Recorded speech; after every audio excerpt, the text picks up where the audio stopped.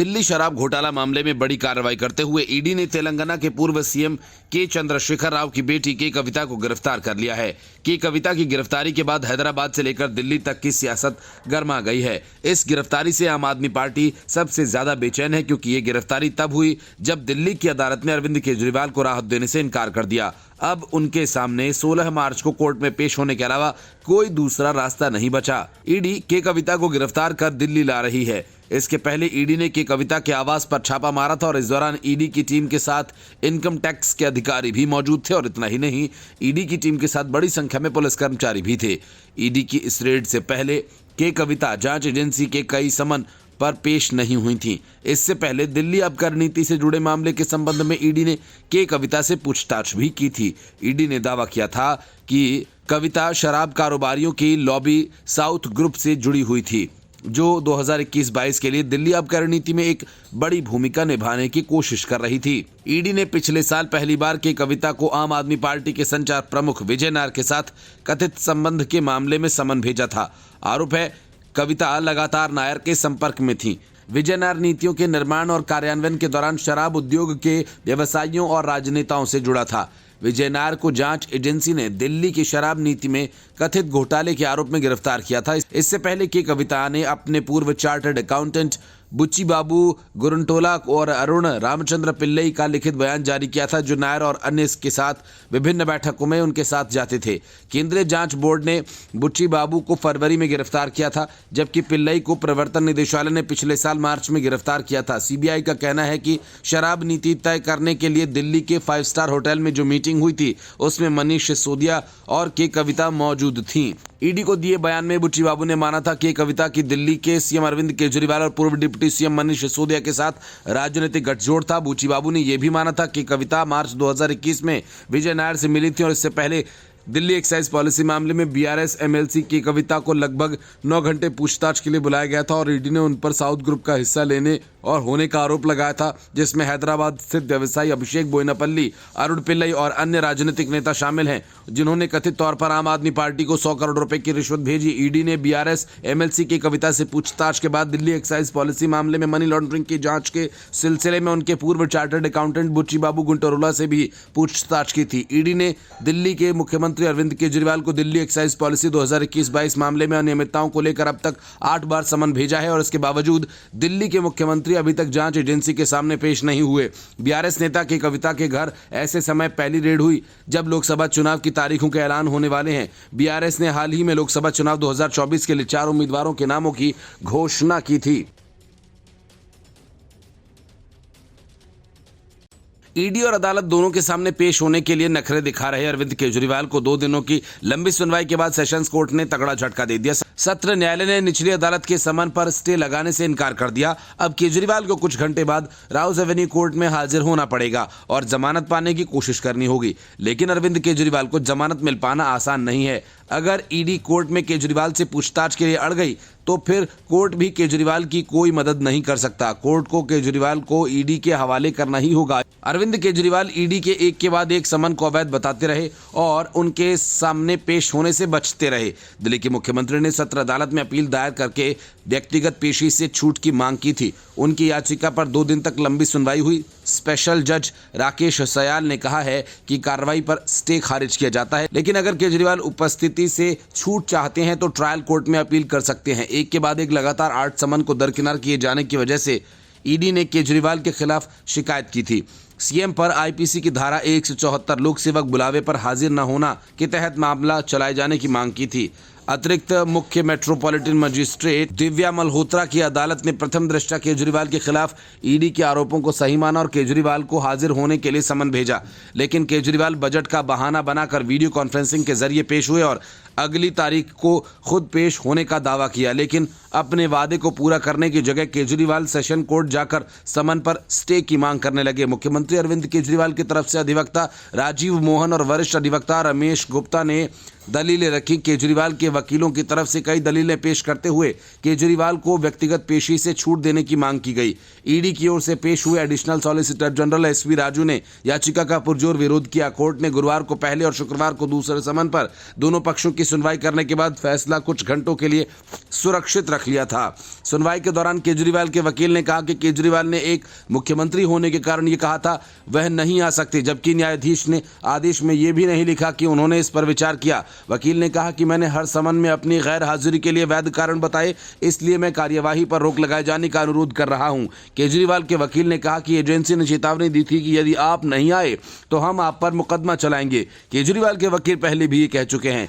ED चुनाव से पहले उनको गिरफ्तार करना चाहती है। केजरीवाल के वकील ने कहा कि कोर्ट को 202 के तहत जांच करनी थी, लेकिन ऐसा नहीं किया गया। समन जारी करते समय कोर्ट ने अपने न्यायिक दिमाग का इस्तेमाल नहीं किया और ईडी के बयानों को ईश्वरीय सत्य मान लिया। केजरीवाल ने भी समन का जवाब दिया और अगर केजरीवाल ने कहा कि वो चुनाव या बजट सत्र में भाग लेने में व्यस्त हैं तो आपने बस ये मान लिया कि मैंने जो कहा वो सरासर झूठ है और ईडी ने जो कहा वो सरासर सच है। मनी लॉन्ड्रिंग के इसी केस में केजरीवाल से पहले ईडी दिल्ली के पूर्व उप मुख्यमंत्री मनीष सिसोदिया और राज्यसभा सांसद संजय सिंह को भी गिरफ्तार कर चुकी है। Bureau report, news of India. Electoral bond की पूरी जानकारी पाने के लिए पूरा विपक्ष बेचैन था। सब ये जानने के लिए परेशान थे कि आखिर बीजेपी को इतना चंदा कहां से मिल रहा है और देने वाले कौन हैं।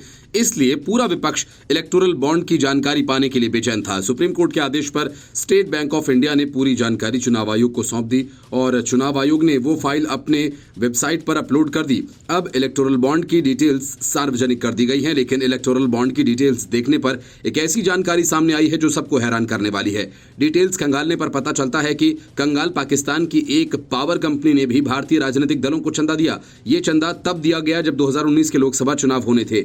ऐन चुनाव के पहले पाकिस्तानी कंपनी ने बीजेपी को तो चंदा दिया ही नहीं होगा। जाहिर है कि ये चंदा उस पार्टी को आया होगा जो भारत में पाकिस्तानी हितों की रक्षा करते हैं। बालाकोट से लेकर सर्जिकल स्ट्राइक तक पर सवाल खड़े करने वाले दलों को ये चंदा दिया गया होगा। बात निकली है तो दूर तलक जाएगी। जल्द ही इस बात का भी पता चल जाएगा पाकिस्तानी कंपनी का इलेक्टोरल बॉन्ड किस पार्टी ने कैश करवाया और पाकिस्तानी पैसे से कौन सी पार्टी देश 2019 का चुनाव लड़ रही है। इस जानकारी के सामने आते ही विपक्षी खेमे में खलबली मच गई। भारतीय दलों को चुनावी चंदा देने वाली ये पाकिस्तानी कंपनी बिजली उत्पादक यानी पावर प्रोड्यूसर के तौर पर पड़ोसी मुल्क को ऑपरेट करती है। कंपनी का नाम हब पावर कंपनी लिमिटेड यानी हबको है, जो पाकिस्तान की सबसे बड़ी पावर प्रोड्यूसर है। चुनाव आयोग के जरिए जो जानकारी अपलोड की गई है उसमें हब पावर का नाम सामने आ रहा है। इस पाकिस्तानी कंपनी ने 18 अप्रैल 2019 को करीब 95 लाख रुपए का चंदा राजनीतिक दलों को दिया है। जैसे ही इस बात का खुलासा होगा कि ये इलेक्टोरल बॉन्ड किस राजनीतिक पार्टी ने एनकैश करवाए हैं, वैसे ही इसको लेकर आने वाले दिनों में राजनीति भी देखने को मिलेगी। यहाँ गौर करने वाली बात यह है कि 2019 में चुनावी चंदा ऐसे समय पर दिया गया जब देश में लोकसभा चुनाव चल रहे थे। हब पावर की वेबसाइट के मुताबिक बिजली बनाने वाले इसके प्लांट बलूचिस्तान, सिंध पाकिस्तान, पंजाब पाकिस्तान के वाले कब्जे कश्मीर पीओके में मौजूद हैं। चुनाव आयोग के जरिए अपलोड किया गया डाटा देखने से मालूम होता है कि इलेक्टोरल बॉन्ड खरीदने में Grasim Industries, Megha engineering, Piramal Enterprises, Torrent Power, Bharti Airtel, DLF commercial developers, Vedanta limited, Apollo Tyres, Lakshmi Mittal, Edelweiss, PVR, कन्वेंटर, सुला वाइन, वेल्सपन और सन फार्मा जैसी कंपनीज शामिल हैं। चुनाव आयोग ने वेबसाइट पर इलेक्टोरल बॉन्ड का जो डाटा जारी किया उसमें दूर दूर तक राहुल गांधी के प्रिय अंबानी और अडानी का नाम नहीं है, बल्कि इसमें कई दूसरे लोग और कारोबारी हैं जिसके जरिए दान पाने वाले दलों में भारतीय जनता पार्टी, कांग्रेस, तृणमूल कांग्रेस सहित कई पार्टियां हैं। पहले मार्टिन लॉटरी एजेंसी लिमिटेड के नाम से पहचानी जाने वाली future gaming and hotel services इस लिस्ट में सबसे ऊपर है। साल 2022 में प्रवर्तन निदेशालय ने इसकी जांच भी की थी। इसने 2 अलग अलग कंपनीज के जरिए 1350 करोड़ रुपए के इलेक्टोरल बॉन्ड खरीदे थे। लिस्ट में दूसरे स्थान पर मेगा इंजीनियरिंग और इंफ्रास्ट्रक्चर लिमिटेड का नाम है।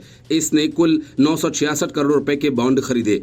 तीसरे स्थान पर quick supply chain private limited, जिसने 410 करोड़ रुपए के इलेक्टोरल बॉन्ड खरीदे। चौथे पर 400 करोड़ रुपए के बॉन्ड खरीदने वाली वेदांता लिमिटेड और 5वें स्थान पर हल्दिया एनर्जी लिमिटेड है, जिसने कंपनी ने 377 करोड़ रुपए के बॉन्ड खरीदे।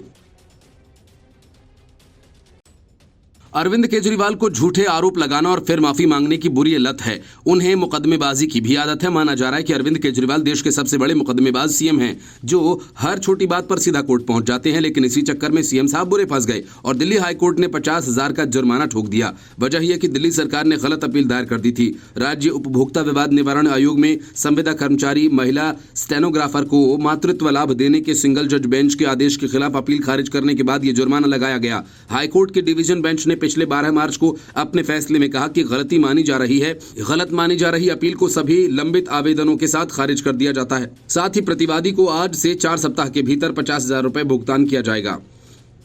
न्यायमूर्ति रेखा पल्ली और शैलेंद्र कौर की बेंच ने दिल्ली सरकार की आलोचना करते हुए कहा कि अपील गलत है, क्योंकि एकल न्यायाधीश के आदेश ने एक युवा महिला को लाभ दिया जिसने 5 साल तक दिल्ली राज्य उपभोक्ता फोरम में अत्यंत समर्पण की सेवा के साथ की थी। बेंच ने अपने इस आदेश में आम आदमी पार्टी सरकार की हाल ही में घोषित मुख्यमंत्री महिला सम्मान योजना का भी जिक्र किया, जिसमें दिल्ली की सभी वयस्क महिलाओं को प्रतिमाह 1,000 रुपए दिए जाएंगे। हाईकोर्ट ने कहा कि यह हैरानी की बात है कि जो सरकार महिलाओं के हितों को बढ़ावा देने वाली योजनाओं का खूब प्रचार कर रही है, उसने एक महिला को लाभ देने वाले आदेश को चुनौती देने वाली ऐसी गलत अपील दायर की। अदालत ने एकल न्यायाधीश के आदेश में हस्तक्षेप करने से इनकार करते हुए ये कहा कि हमें विवादित आदेश में हस्तक्षेप करने का कोई कारण नहीं मिलता, क्योंकि ये अपीलकर्ताओं को प्रतिवादी को 26 सप्ताह के वेतन अन्य आर्थिक लाभों के भुगतान का निर्देश देता है। उसने मातृत्व लाभ की मांग की थी। बेंच ने फैसले में कहा कि हमें अपीलकर्ता की याचिका में कोई योग्यता नहीं मिली कि प्रतिवादी 31 मार्च 2018 से आगे की अवधि के लिए एक्ट के तहत कोई लाभ प्राप्त करने का हकदार नहीं था। जिस तारीख को उसकी संविदात्मक नियुक्ति की अवधि समाप्त हो रही थी, केजरीवाल की सरकार ने 6 अक्टूबर 2023 को सिंगल जज बेंच के आदेश को चुनौती देते हुए हाईकोर्ट का रुख किया था, जिसमें मातृत्व लाभ अधिनियम 1961 के प्रावधानों के अनुसार उसकी गर्भावस्था के कारण 26 सप्ताह के लिए मातृत्व और चिकित्सा लाभ दिया गया था। हाईकोर्ट ने सुप्रीम कोर्ट के फैसलों का हवाला देते हुए अपील को पूरी तरह से गलत पाया, जिसमें कहा गया संविदा के आधार पर काम करने वाली महिलाएं भी अधिनियम के तहत लाभ की हकदार हैं, भले ही वे अपने अनुबंध की अवधि से अधिक हो जाए। बेंच ने कहा कि प्रतिवादी महिला को 7 फरवरी 2013 को 1 वर्ष के लिए दिल्ली राज्य उपभोक्ता फोरम में संविदा के आधार पर स्टेनोग्राफर के रूप में नियुक्त किया गया था। 28 फरवरी 2018 को बिना किसी ब्रेक के 5 वर्षों तक संविदात्मक सेवाएं प्रदान करने के बाद उसने 1 मार्च 2018 से 180 दिनों के मातृत्व अवकाश के अनुदान के लिए आवेदन किया। हालांकि आयोग ने उसके अनुरोध को स्वीकार नहीं किया और उन्हें सूचित किया, चूंकि उनका कॉन्ट्रैक्ट 31 मार्च 2018 को खत्म होने वाला था, इसलिए कोई मातृत्व अवकाश नहीं दिया जाएगा। Report news of India.